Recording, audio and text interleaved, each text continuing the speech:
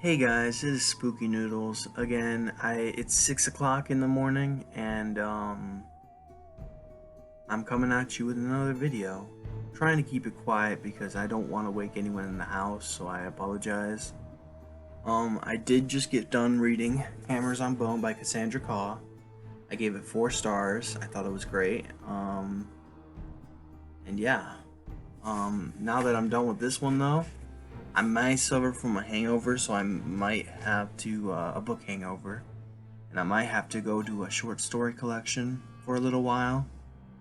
But my intentions are to hop back into a cosmic horror themed book, and I have a few here that I want to share with you that I'm thinking about delving into. Actually, I should say 4 because hold on one second. Reach. I have 4 excuse me. 4 Lovecraftian things here. Well, one I'm not supposed to know is Lovecraftian, or not Lovecraftian. I'm so sorry. Cosmic horror. One of these books are cosmic horror, and I'm not supposed to know it's cosmic horror, but I do, so I can't wait to read it now. I mean, I couldn't wait to read it before, but I'm still like, it's not obviously Lovecraft, but we'll get into that later. First I wanted to start with the first cosmic, I keep saying Lovecraft, I'm sorry. The first cosmic horror novel here, which is also a noir, is the sequel to Hammers on Bone, is A Song for Quiet by Cassandra Caw. About this blues guy who apparently has something in his head that can end the world. So I think that's pretty interesting, and I thought, maybe I'll give this a read next. It is very short. It is very short, coming in at 103 pages, just like the last book. But regardless, it's probably gonna be really good because the last one was really good, and this one sounds right up my alley. So I'm thinking about giving this one a read. It only makes sense to start this one because I just finished the first one in the Persons Non Grata series. So I probably should just jump on this one as soon as possible. I think I want to let Hammers on Bone sink in a little bit before I jump into the sequel. So next on the list, we have the book I was talking about before, which is I'm not supposed to know it's Lovecraftian, but I do know, or I keep saying Lovecraftian. I meant I'm not supposed to know it's cosmic horror, but I do know it's cosmic horror, and that is The Sound of Broken Ribs. The story itself seems pretty, guys. It seems pretty normal on the surface. And I'll read it. Well, I won't read the back for you guys, but I'll give you a brief synopsis. Basically, this girl named Lee Duncan is going out for a job. Her life's good, and then this woman, Glenda Walsh, hits her with her car, whose life is not going so well, and their lives intertwine and blah blah blah. But this is The Sound of Broken Ribs by Edward Lorne. I'm not supposed to know it's cosmic horror, but I do, and it's kind of a spoiler, he says, but I'm okay with that. I can't wait to give it a read. My copy is signed by Edward Lorne. This is one of my favorite signed books because it's a good friend of mine. So it says, "Stay scary, know what I'm saying?" and winky face. So I might give this one a read. It is pretty long. It's not pretty long. It's 200. It's almost 300 pages long. So I might give that one a read next. I really want to read a book by my friend Edward Lorne because he's my friend, and I feel like I'm doing a great injustice not reading him. Now I'm afraid to read it because I'm afraid of not liking it, but at the same time the synopsis sounds very interesting to me, so I doubt that I will not like it. Is that a double negative? I don't know. Yeah, I'm very excited about this one though. Then we have another cosmic horror which I'm very interested in reading. I don't know why it feels all slimy, but it feels kind of slimy. But The Resurrectionists by Michael Patrick Hicks. And this is a cosmic horror African American fiction. I love it when you get the two together. You get cosmic horror or Lovecraftian stuff, and you mix it in with black culture. It's just so ironic because of how much Lovecraft hated people of color, people of any race, really.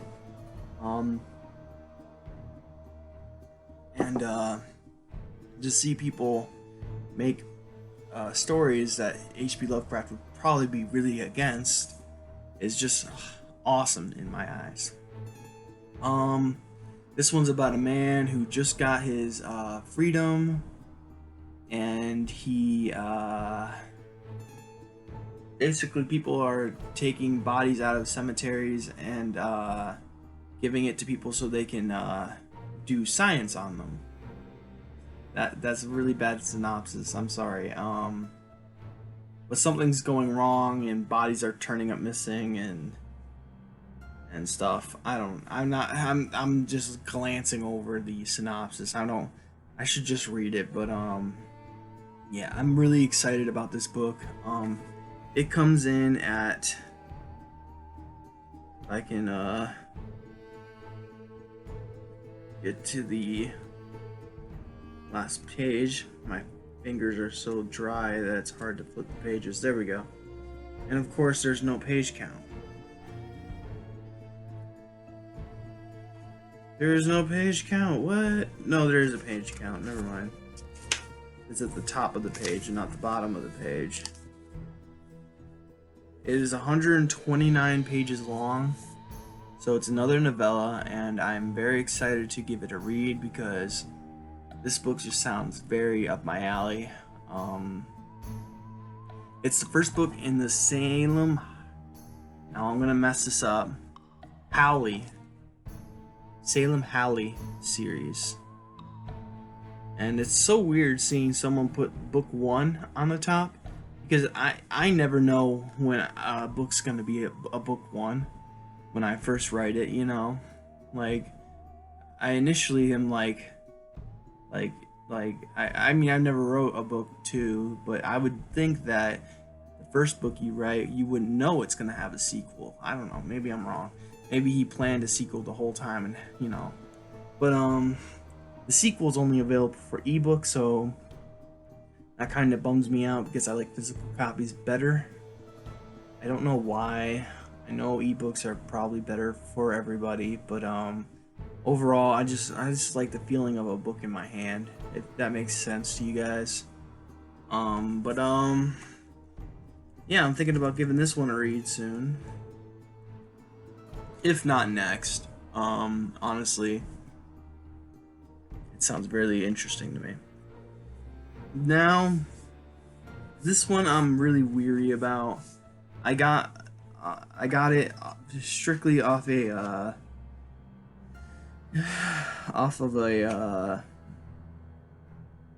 I just love the cover, to be honest. I saw the cover and I wanted it. I heard my friend say that he did not like, or two of my friends said they didn't like Crawl by the same author. They said it was dumb and other stuff. And I don't mean to hurt this author's feelings, but that's what they said. So it makes me a little weary going into this book, but it is one of cosmic horror, and I really want to give it a read eventually because I bought it, so obviously I want to read it. It's Where the Gods Sleep by Mike Duke. I think I read past the introduction already, and a little bit of part 1. I was not getting into it though. I know you're not supposed to, like, you can't really get someone from page 1, but well, I mean you can, but this book was not doing it for me, so I put it down and started reading the Hammers on Bone, which really captivated me. So I'm gonna try to give this book another shot on the road. And then the last book I have for you guys is actually a on my Kindle app. So I'm gonna have to open up my Kindle real quick, so I don't want to mess up the name of the book. But it's by Edward Lorne, and I'm just gonna say it. It is Everything is Horrible Now, and it's a cosmic horror story. And yeah.